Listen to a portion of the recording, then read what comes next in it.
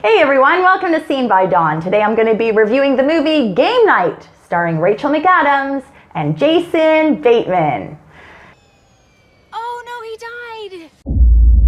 This movie is about a couple named Max and Annie and all of their friends who love to play games. Max and Annie met at a quiz night. They're both very competitive. They love games. He even proposed to her during a game of Pictionary, which was really cute. No, I think it was charades. They were playing charades and that was really cute. So they get together once a week with their friends and they play various games like Monopoly or Jenga or anything, but it's always highly competitive and they want to see who's going to win. Max is especially competitive with his brother Brooks.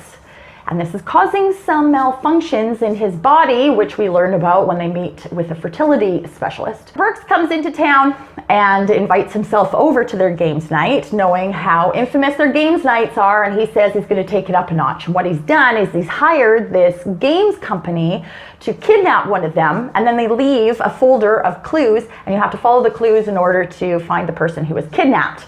So they're sitting around and they're eating cheese and they're enjoying it, and all of a sudden through the door busts these two guys and they actually kidnap Brooks, and they're like throwing him around and beating him up, and everybody else just keeps eating the cheese. It was really funny. They're like, oh, this is really delicious.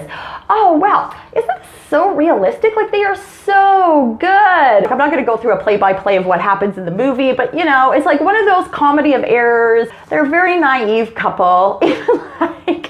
And they're ridiculously naive. It's just like, you guys, seriously, are you dumb? There was one time when Brooks was like, oh, we can't call the police because they've got moles. And she goes, on their faces? And it's like, dude, you know what a mole is in regards to like the mafia. Like, he was talking about the mob and the police, and he's talking about moles. Like, clearly it's not a dermatology. It's not a problem with the skin, right? So they have this like really creepy neighbor named Gary, who's played by Jesse Plemons, and he's like, do you guys know Jesse Plemons? He was on Breaking Bad. If Matt Damon and Philip Seymour got together and had a baby, they would have Jesse Plemons. And actually, when he was on Breaking Bad, people called him Meth Damon because he looks like Matt Damon. Get it? Because it's a show about meth, and then he looks like Matt Damon, and so together, Meth Damon. I just love the ingenuity of the internet. People are amazing.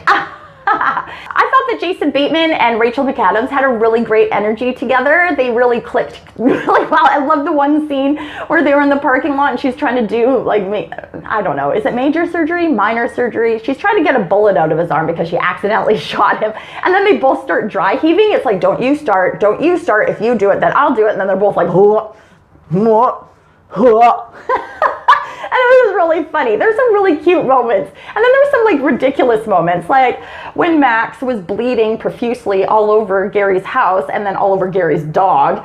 And then in a scene later, all of a sudden he's not bleeding so much anymore. There's just sort of a very kind of like a light brown stain on his arm. But before, he was bleeding so profusely that I'm not sure how he was standing. I don't think that I'm the smartest kid on the block. I'm not really that intelligent. Sometimes I can figure things out. Like, I didn't figure out Mother, you know? So I think that took a brilliant mind to be able to figure it out. Or maybe I was just overthinking it. I don't know. But this one, I could figure out pretty quickly what was happening. Like, they make it pretty obvious that they're showing certain things for a reason for the future. So I found it rather predictable, but it was still fun. So I liked the flow of the movie. I thought it was good. There's some cheesy points, there's some predictable moments, but I thought overall as a comedy, it was really good. I feel like this movie is actually high on the pajama meter, meaning that if I have to put on clothes, I'm gonna mark it a little bit lower.